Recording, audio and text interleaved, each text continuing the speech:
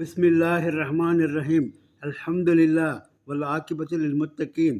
என் அன்புமிக்க அல்லாவின் நல்லடியார்களே, உங்கள் அனைவருக்கும் அல்லாவுடைய சாந்தியும் சமாதானமும் உண்டாவதாக என்று கூறிக்கொண்டு, இன்று ஒரு பாவத்தை பற்றி நாம் தெரிந்து கொள்ளலாம். சிறு விஷயம்தான், நிச்சயம் நாம் தெரிந்து கொள்ள வேண்டும். இப்படித்தான் நாம் அறியாமையால் எவ்வளோ சிறு சிறு விஷயங்களை கோட்டை விட்டு விடுகிறோம்.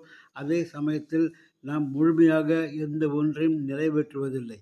இங்கே என்ன கூறுகிறது என்றால், சிபாரிசுக்காக ஒருவர் அன்பளிப்பு பெற்றால் என்னவாகும் என்பதாக இங்கே கூறப்படுகிறது. பரிந்துரை செய்தவருக்கு பரிசாக ஏதாவது கொடுத்தால் அதை அவர் வாங்கி கொண்டால் அவருக்கு அது வட்டியாகும் என்று பெருமான் ஸல்லல்லாஹு அலைஹி வஸல்லம் அவர்கள் கூறியதாக அபு உமாமா ரலியல்லாஹு அவர்கள் அபுதாவுதிலே குறிப்பிட்டிருக்கிறார்கள். எனவே நாம் பரிந்துரை செய்ய போய் அந்த சமயத்தில் அவர் நமக்கு ஒரு அன்பளிப்பு கொடுத்தால் அதை பெற்றுக்கொள்ளாதீர்கள், அது வட்டியாகும் என்று பெரிய வார்த்தையை பெருமான் ஸல்லல்லாஹு அலைஹி வஸல்லம் அவர்கள் கூறியிருக்கிறார். வட்டி முழுவதுமாக தடைப்பட்டது. வட்டி போன்ற பொருள் எதுவுமே நாம் ஏற்றுக்கொள்ளக்கூடாது. வட்டி பெருகினாலும் முடிவோ அழிவாகத்தான் இருக்கும் என்று பெருமான் ஸல்லல்லாஹு அலைஹி வஸல்லம் எச்சரிக்கை செய்திருக்கிறார். எனவே வட்டியை நிரந்தரமாக நாம் நீக்குவோம், நிம்மதியாக வாழும்.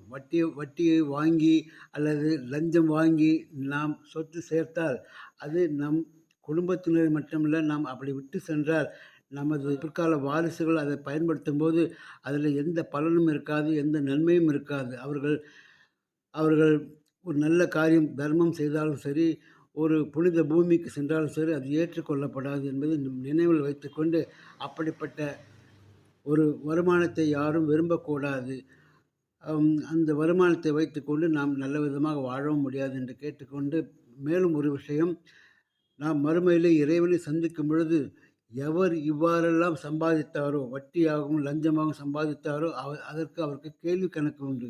நீ எவ்வாறு சம்பாதித்தாய், எவ்வாறு செலவு செய்தாய் என்று அல்லாஹ் நிச்சயம் கேட்பான். அதை அவருக்கு நாம் பதில் சொல்லாமல் அந்த இடத்தை விட்டு நகர முடியாது. எனவே மிகவும் ஜாக்கிரதையாக இந்த அமலை செய்யுங்கள் என்று கேட்டுக்கொண்டு, வாய்ப்புக்கு நன்றி கூறி விடைபெற்றுக் கொள்கிறேன். வாஹிர் தவானா அல்ஹம்துலில்லாஹி ரப்பில் ஆலமீன். அஸ்ஸலாமு அலைக்கும் வரஹ்மத்துல்லாஹி தஆலா வபரகாத்துஹு.